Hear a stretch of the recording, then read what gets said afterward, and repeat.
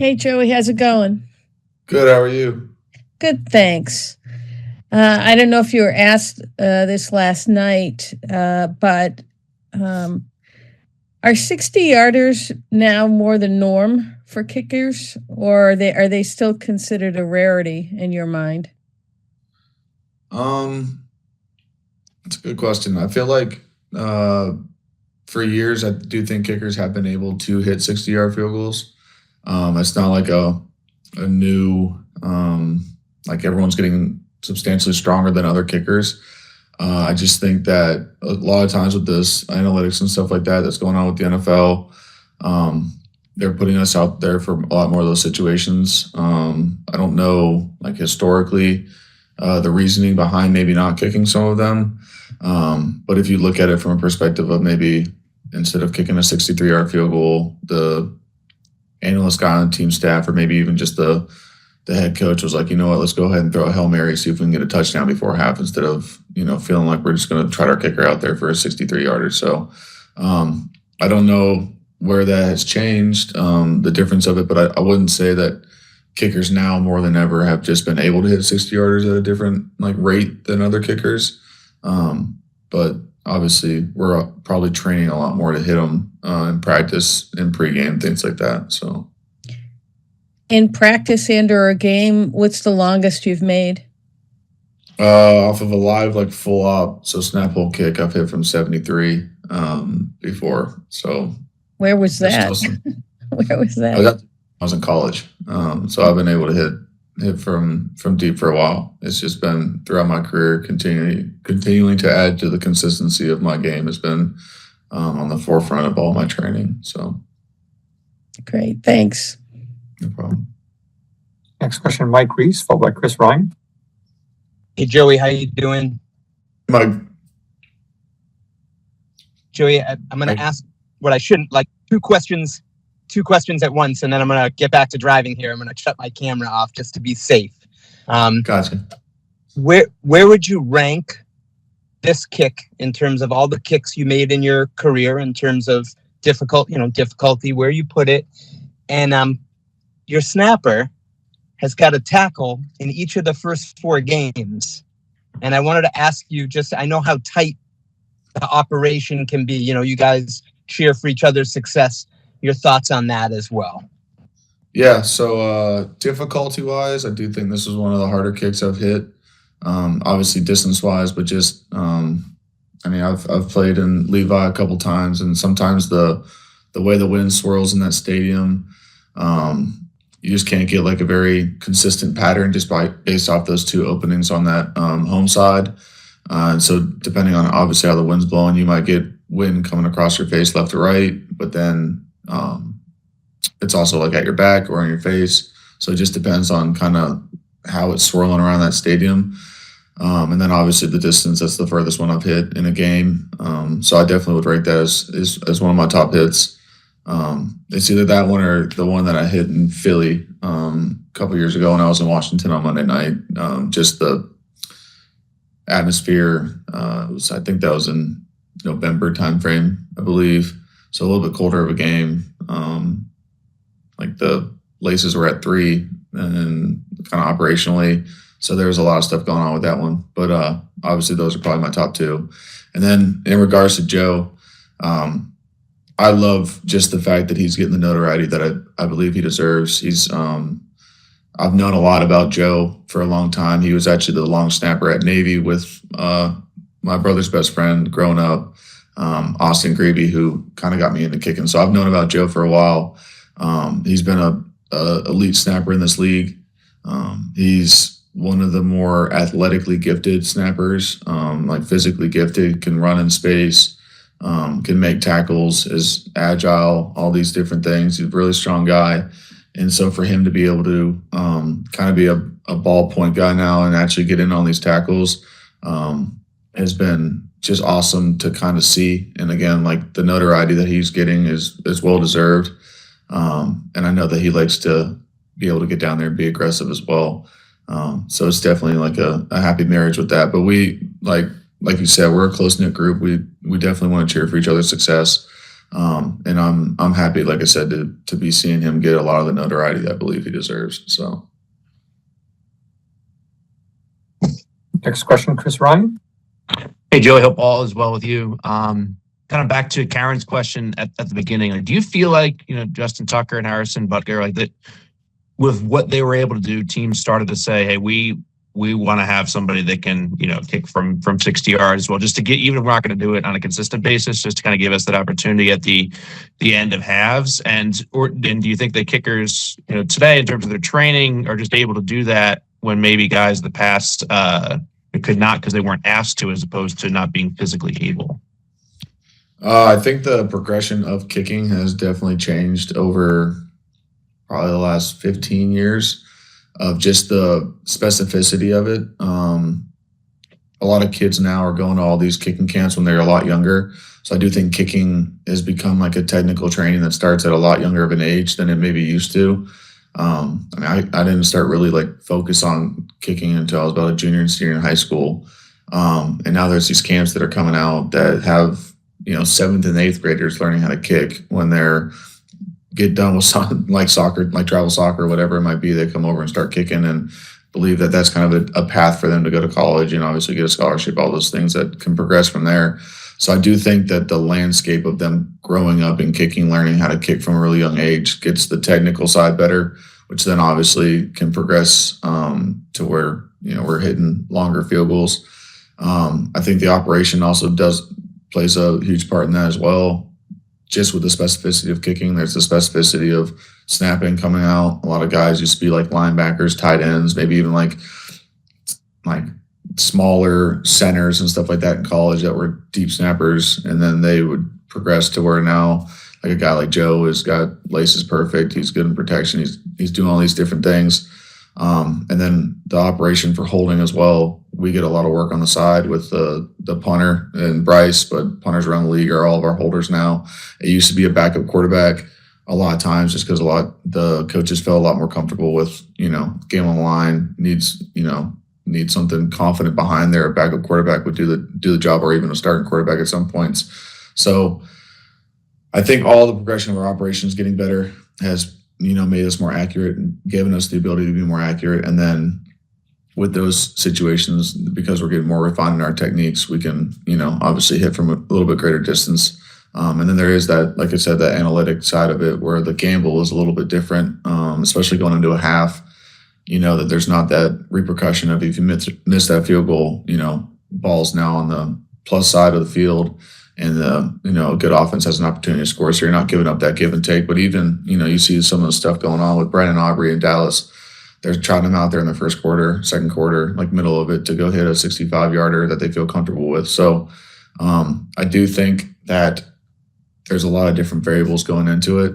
But at the end of the day, a lot of kickers are making these kicks, and so they're just providing more and more confidence for the coaches to trot them out there for it. And from my perspective, that's what I'm trying to do, is just continue to show coach that I can be a weapon for the team, and then go out and perform when I'm asked to. So.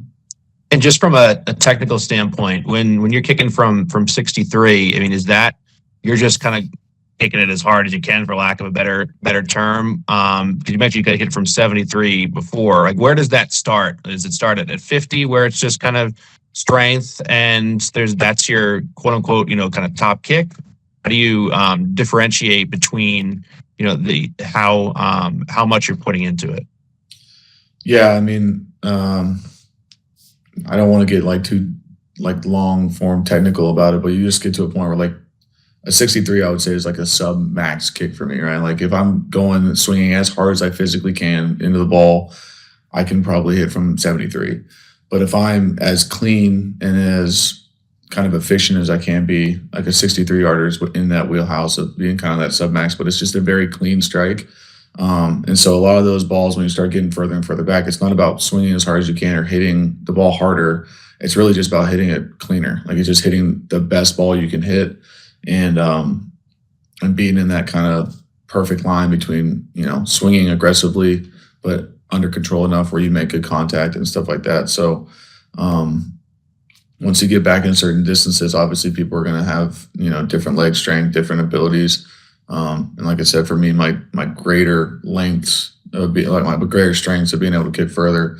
Again, that 63 is a little bit more sub max for me, so I can just kind of hit a really, clean, smooth hit, and it should be able to hit the distance. So. And just briefly, like 10 seconds, like what's like your percentage from 73? Like how often could you kind of hit that consistently? To be honest with you, I'd probably hit maybe 3 or 4 balls from that range, and I might make 2 of them. So obviously 50%, but I'm not sitting back there for, 20, 30 minutes trying to see how many times I can hit it. But you also see sometimes like during pregame warm up, I'll hit like the other way during pregame. I hit from 59 and it had probably 10 yards to spare hitting to the back of the net. So I know like that's good from 69 essentially at that point. If I know that I can clear from there. Now I don't need to go back to 69 and go ahead and hit that ball as well to see if I would have made that kick too. I can see like, hey, if I hit a clean ball from this direction, I'm probably good from, 68, 69 from this direction, this going this way, if I just hit a clean ball. So there's sometimes you might make a kick from 70 that clears by 5 yards and you're like, I could have probably made that from 75, so it just depends. Thank you. No problem. Let me just get my camera off here. Jabrill, can you see me? Sir. Okay, I'm going to be safe here. I'm driving. I didn't want to keep you waiting. Yeah. So I'm going to be safe, and then I'm going to turn off my camera. Jabrill, when you went through the corrections defensively, what was the first thing that stood out to you? And 2, are guys, how do I say it? Like, are guys trying to do too much, when you get in a hole? Are you seeing any of that? Basically, it's just do our job. I wouldn't say guys are trying to do too much, but I think that when sometimes when you go down and you try to make a play, sometimes you go outside of the scheme. But you just got to keep chomping at the bit. Play one down after down. Stay with the technique, stay with the fundamentals, and make the plays that come to you. You're not going to make the play every time. Sometimes your job might be to set the edge. Sometimes your job might be to take on a double team, et cetera, for the, the betterment of the defense. So that's really all it is. Just knowing the schematics, especially when things are going fast, when you're tired, things like that, things that are, things that are correctable. Next question, Chris Ryan, and I'll ask others to raise your hand if you have questions. Hey, Jabrill, how are you? Good. How you doing? Good. Just on the defense as a whole, like going into the season, you guys felt like you had an opportunity to be one of the best defenses in the NFL. Why do you feel that's kind of haven't quite hit that mark? And there's been, bit of a struggle here and there in terms of keep teams off the scoreboard. Well, the defense that, we started, training camp out with is, not the defense we have right now. Right now, we're working a lot of guys in, a lot of young guys, a lot of guys who, playing new positions or, haven't played within this scheme. So, we still think that we could be a damn good defense, but now it's just about forming that camaraderie with the new players, getting guys' confidence high and really just knowing what you're supposed to do and how to do down in and down out. And going into, obviously, the Miami game, looking at the corrections today, like, how do you kind of, obviously, it's a process, right? And so there's that understanding, but how do you kind of maybe speed up that process or do you speed up that process to get guys to where they need to be be contributors to winning? Well, that's what practice is for. Take the corrections, don't be a repeat offender. And, we try to make practice, harder than the game so the game slow down to you. So, it'll definitely reveal itself. But like I said, man, everyone just has to prepare like they're going to be the starter. You never know when your number is going to be called, whether that's for a series, whether that's for the remainder of the game. And your job as a professional to be not just be ready to play football, but be ready to play football at a high level and produce. So, that's the overall message. And, I think guys are going to respond the right way. Thank you. Next question, Karen Gregan. Hey, Jabrill. I know you wouldn't make excuses last night. Teams have injuries. The team you played had injuries. But I'm just wondering what kind of an impact it has on the defense when you lose a guy like Kyle Duggar. No, it's definitely tough. That's one of our better players, one of our best communicators. One of our best playmakers on the defensive side of the ball. But like I said, you got to step up. We lost Baltimore early. Bent went down. Now Doug. No excuses. It got to be the next man up. A lot of opportunity out there. Who's going to rise to the occasion. And, that's what we're looking for right now. So when we do get those guys back, we can see how that depth looks and, what pieces we can move around, to create the picture that we want to show. So it's definitely tough, but, everyone deals with injuries year in and year out. You never know when they're going to happen, but every team deals with them. And it's how well you overcome them. It's how well the next guy steps in. And, that's just how it is in the league. That's just the nature of the business. Lastly, I know it's early. You're only 4 games in. But is there kind of a fine line or a slippery slope to make sure, that the guys, don't get down too much over, what's happened the past couple games, how you've been beaten the past couple games? And is it important for someone like you as a captain to kind of keep morale up and spirits up? It's early. No, definitely still early in the season. It's all about how well and how much better you can get, from the start of the season to you guys finishing the season late and strong. There's great parity in the league. Anyone can be beat, on any given day if they don't come in there and execute at a high level. So, we understand that it's a real fine line between losing and winning, especially when you're not executing at a high level. So that's just where we at with that, man. We just gotta have better attention to detail. Really attack the day each and every day like it's a game day. Start fast, and just try to win a turnover battle and execute at a high level and let the chips fall where they may. Thanks, Jabrill. I have 2 final questions, Taylor Kyles and Chris Ryan. Hey, Jabrill, thank you for your time, man. I was wondering, in the second half of the game, it did seem like you guys started to tighten up and made things a lot harder for the 49ers offense. I was wondering, did that come down to just discipline and doing your job, or was part of that some scheme adjustments maybe that you made after halftime? Just coming down to doing our job, man. Like, if everyone does their job as the 111th, then the whole job will get done. So just, settling down, playing within the scheme, playing within ourselves. And even still, we left some plays out there in the second half, but, we played a lot better than we did, in that first half. So, you don't really like any moral victories, but at the end of the day, it's got to be about consistency. You can't come out there, start the game like that, and then, dig yourself a hole and try to dig yourself out of it. Why not go out there, start the game fast, start the game doing what you're supposed to do, how you're supposed to do, and, see where you're at after 60 minutes. So, that was really the basis of it, man. Just getting back to what we do and how we do and, see what happens. And quick follow-up, I know you said no moral victories, but your interception was a big play that felt like it did keep the game competitive. I was curious, from your perspective, what happened there? Because I wasn't sure if you were kind of saw something and made a play or if that was part of the responsibility. It looked like you made really impressive IQ play. Yeah, it was just, I had Kittle with a little bit of inside presence, but I think he ran like an angle route.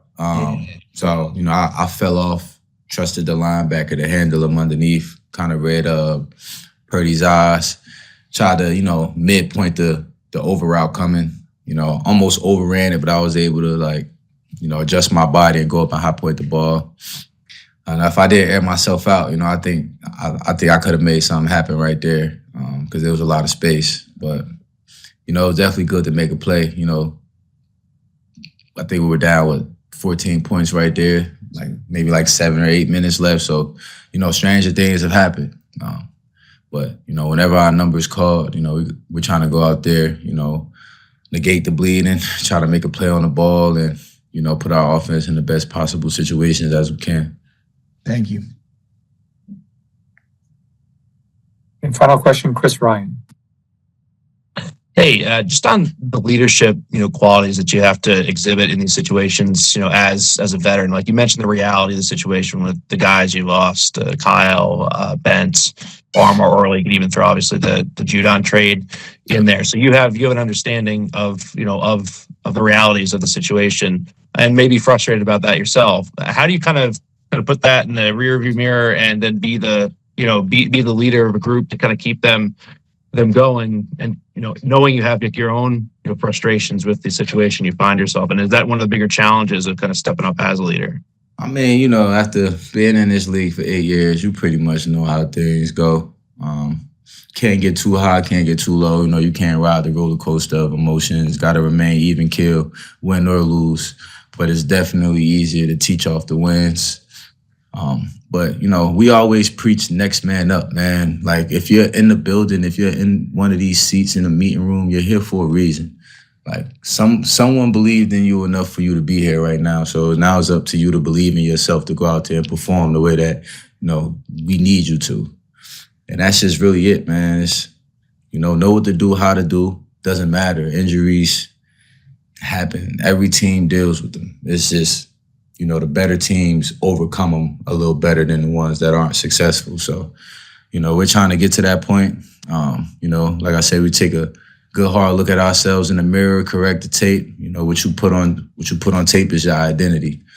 And, we own that. And, we know we got to be a lot better. And whoever's in the game, no matter how you got there, you're expected to play big.